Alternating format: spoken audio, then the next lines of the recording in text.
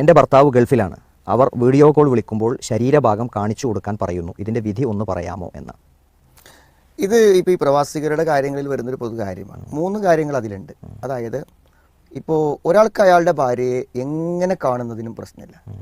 ഇത് നേരിട്ട് കാണാൻ പ്രശ്നമില്ലെങ്കിൽ ഫോട്ടോ കാണാൻ എന്താ പ്രശ്നം? അതുകൊണ്ട് അങ്ങനെ ഒരു സംശയത്തിൻ്റെ അടിസ്ഥാനമല്ലേ. പിന്നെ എന്താണ് ഇതിൽ വരുന്നൊരു പ്രശ്നം എന്ന് ചോദിച്ചാൽ 3 കാര്യങ്ങൾ പൊതുവേ ഇതിനെപ്പറ്റി ചോദിക്കുമ്പോൾ പറയാറുണ്ട്.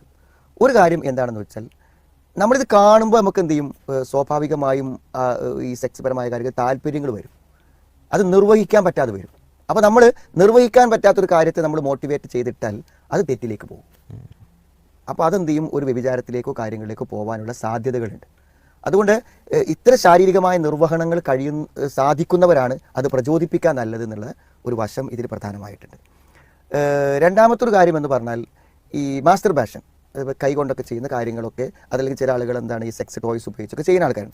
ഇതൊക്കെ എന്താണെന്ന് വിചാരിച്ചാൽ ഈ വമനിബത്തകാവറ അദാലിക്, ഭാര്യമാർ എന്നതിൻ്റെ അപ്പുറത്തേക്ക് പോകുന്ന സംഗതികളൊക്കെ എന്താണ്, പല അഭിപ്രായങ്ങളുണ്ട്.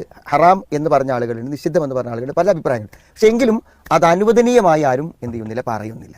അപ്പോൾ അതുകൊണ്ട് എന്ത് ചെയ്യുന്നത് വെച്ചാൽ അതും ഇതിലൂടെ നടക്കും. ഇത്തരം ഫോൺ കോളുകൾ ചെയ്തിട്ട് അവസാനം അവരെന്ത് ചെയ്യാണ്, ഇതിലേക്കാണ് അവരെത്തുന്നത്. അത് ഒരു വിഷയമാണ്. മൂന്നാമത്തെ വിഷയം, ഇത്തരം വീഡിയോ ചാറ്റിംഗ് കോളുകൾ നോട്ടങ്ങൾക്ക് പ്രശ്നം എന്താ വെച്ചാൽ ഏറ്റവും ഗുരുതരമായ തെറ്റാണെന്ത്, നമ്മുടെ സ്വകാര്യത മറ്റൊരാളുടെ കാണുക എന്നുള്ളത്. ആ കാണാനുള്ള സാഹചര്യം ഉണ്ടാകുമെന്നാണ്. കാരണം നമ്മൾ എന്ത് ആപ്ലിക്കേഷൻ ഡൗൺലോഡ് ചെയ്യുന്ന സമയത്തും എന്ത് ചെയ്യണം, നമ്മുടെ ആ പ്രൈവസികൾ അവർക്ക് അനുവദിച്ചു കൊടുത്ത് അലോ ചെയ്തുകൊണ്ടാണ് നമ്മൾ പലപ്പോഴും എന്ത് ചെയ്യുന്നത്, ഒരു ആപ്ലിക്കേഷൻ ഡൗൺലോഡ് ചെയ്യുന്നത്. അപ്പോൾ അത് അനുവദിക്കപ്പെട്ടാൽ ആർക്കൊക്കെയോ എവിടെയൊക്കെയോ ഇരുന്ന് ഒരു പക്ഷേ കാണാനും, അങ്ങനെ കാണാൻ പറ്റില്ലെന്ന് ആരും പറയണില്ല, കാണാൻ പറ്റുമെന്നാണ് പറയുന്നത്. മനസ്സിലായി? അപ്പോൾ അത് പിന്നെ നമ്മുടെ വീടുകളിലാവുമ്പോൾ സ്വാഭാവികമായിട്ട് നമ്മളെ ഫോൺ നമ്മൾ മാത്രമല്ല ഉപയോഗിക്കുക. അപ്പോൾ വാപ്പൻ്റെ എന്തെങ്കിലുമൊക്കെ മോശമായ ഫോട്ടോസ് ഉമ്മൻ്റെ കയ്യിലുണ്ടെങ്കിൽ അത് മക്കൾ കാണാൻ ഇട വന്നാലോ, തിരിച്ചുണ്ടാവാലോ. നമ്മുടെ ഇപ്പോൾ സുഹൃത്തുക്കൾ ഫോൺ എടുക്കും, നമ്മുടെ വൈഫിൻ്റെ ഫോട്ടോസും കാര്യമൊക്കെ ഉണ്ടാവും. അപ്പോൾ അങ്ങനെയൊക്കെ വരുമ്പോൾ അത് മറ്റുള്ളവരുടെ ശ്രദ്ധയിൽപ്പെട്ടാലോ. അതുകൊണ്ടല്ലേ അവിഹിതങ്ങൾ പലപ്പോഴും ശ്രദ്ധയിൽപ്പെടുന്നത് എന്തുകൊണ്ടാണ്, അശ്രദ്ധമായി ഫോൺ വെക്കുമ്പോൾ വരുന്നില്ലേ. അതേപോലെ വിഹിതങ്ങളാണെങ്കിലും കാണാമല്ലോ.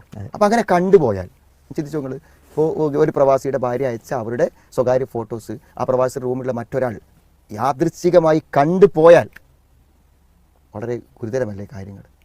അപ്പോൾ അത്തരം സാഹചര്യങ്ങൾ ഉള്ളത് കൊണ്ട് എന്താണ്, അത് പ്രോത്സാഹിപ്പിക്കപ്പെടുന്നില്ല എന്ന് മനസ്സിലാവണം. പിന്നെ ഈ പറഞ്ഞ പ്രശ്നങ്ങളൊന്നും ഇല്ലയെന്ന് ഒരാൾക്ക് ഉറപ്പുണ്ടെങ്കിൽ ആവട്ടെ, കുറച്ച് ഫോട്ടോസ് സൂക്ഷിക്കുന്നു അല്ലെങ്കിൽ വീഡിയോ കാണുന്നു, ഈ പ്രശ്നങ്ങളൊന്നും ഇല്ലെങ്കിൽ നമുക്ക് തെറ്റു പറയാൻ പറ്റില്ല. അവിടെ ഭാര്യനെ കാണുന്ന പോലെ അനുവദനീയതയെ പറയാൻ പറ്റും.